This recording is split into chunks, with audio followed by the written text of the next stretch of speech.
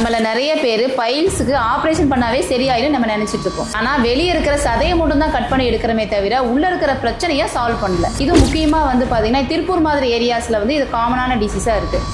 Sitting work பண்றவங்க, கம்ப்யூட்டர்ல work பண்றாங்க, ஒரு டெய்லரா இருக்காங்க, ஒரு டிரைவர்ஸா இருக்காங்க, அவங்களுக்கு வந்து இது காமனா வந்துட்டு இருக்கு. தொடர்ந்து உட்காந்துட்டே வேலை செஞ்சாங்க அப்படின்னா அந்த ரத்த நாளங்கள் எல்லாமே வீங்கி அந்த பைல்ஸ் மாதிரியான பிரச்சனைகள் எல்லாமே உருவாகுது.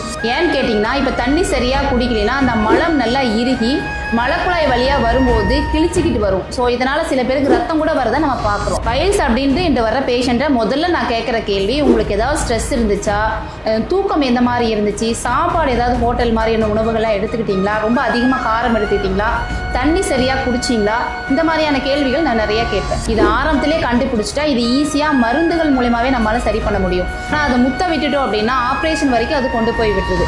ஸோ நீங்கள் கண்டிப்பாக நான் மேலே சொன்ன மாதிரியான உணவு பழக்கம், லைஃப் ஸ்டைல் எல்லாம் மாற்றுங்க.